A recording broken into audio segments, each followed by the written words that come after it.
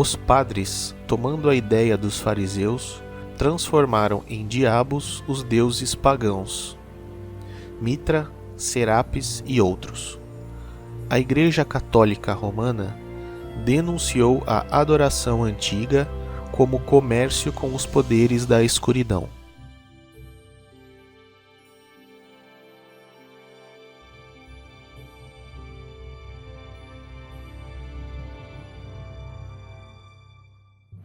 A magia nos tempos antigos fora considerada como ciência divina, sabedoria e conhecimento de Deus.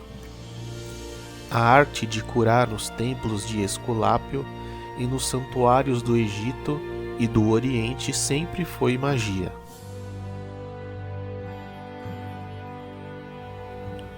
Tudo agora está mudado. A ignorância foi glorificada como a mãe da devoção. A erudição foi condenada e os sábios prosseguiram em sua obra científica como o perigo de suas vidas. Foram obrigados a expor suas ideias em uma linguagem enigmática compreendida apenas pelos seus adeptos e a aceitar a calúnia e a pobreza. Os fiéis da adoração antiga foram perseguidos e condenados à morte por feitiçaria.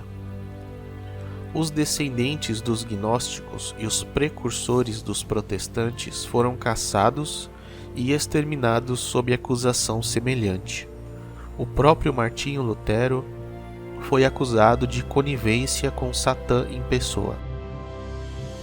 Todo o mundo protestante ainda está sob o peso da mesma imputação. Não há distinção nos julgamentos da Igreja entre dissensão, heresia e feitiçaria, e, exceto onde a autoridade civil lança sua proteção, eles representam ofensas capitais. A liberdade religiosa é vista pela Igreja como intolerância. Avatares ou encarnações eram comuns às velhas religiões. Na Índia, os avatares chegaram a constituir um sistema.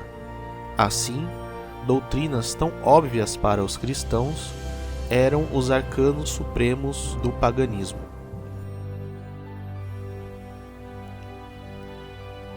Nas nossas escrituras canônicas atuais, descobrem-se os vestígios das adorações antigas.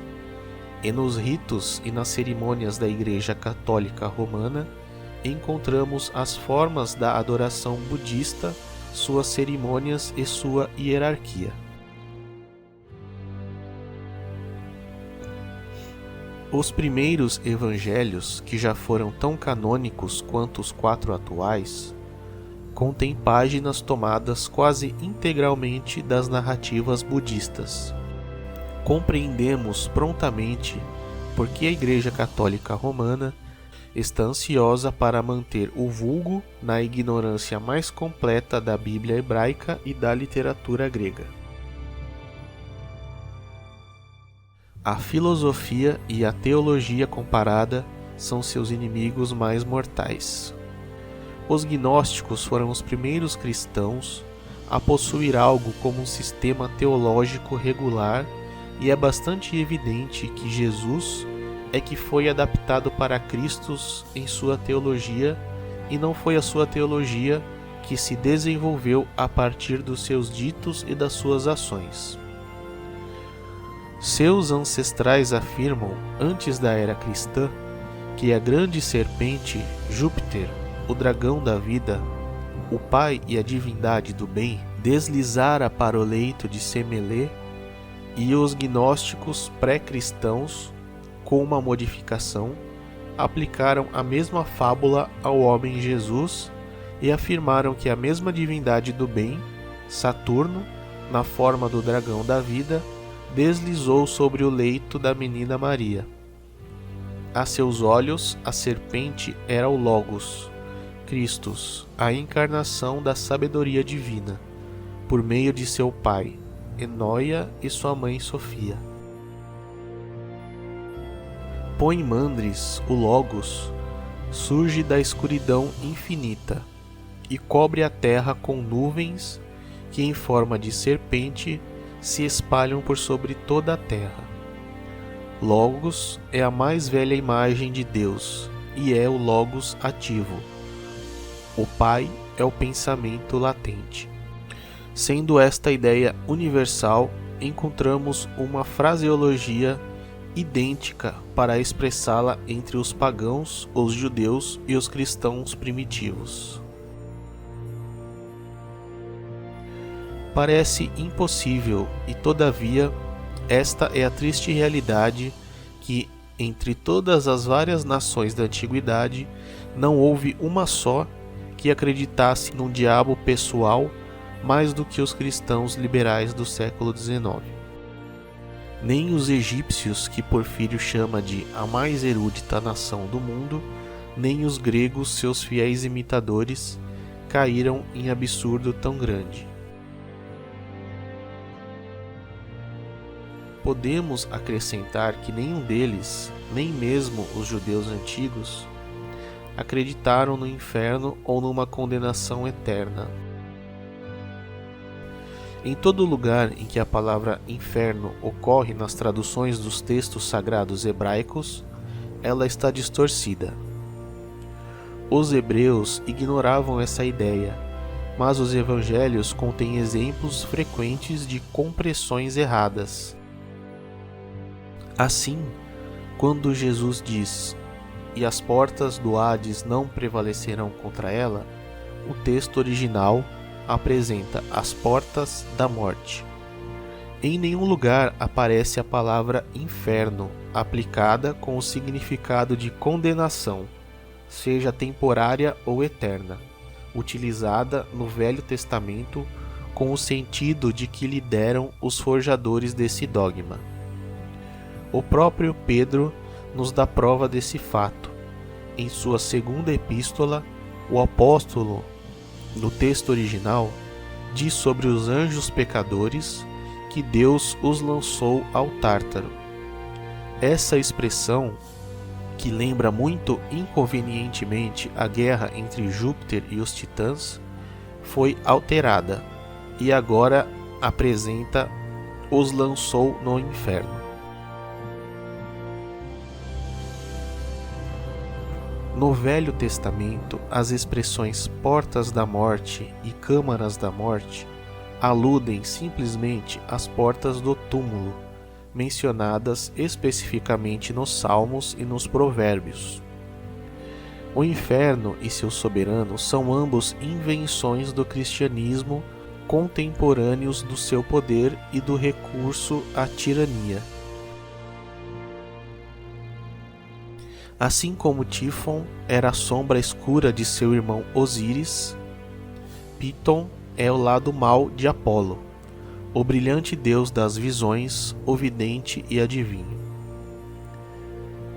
É o morto por Piton, mas o mata por sua vez, redimindo a humanidade do pecado.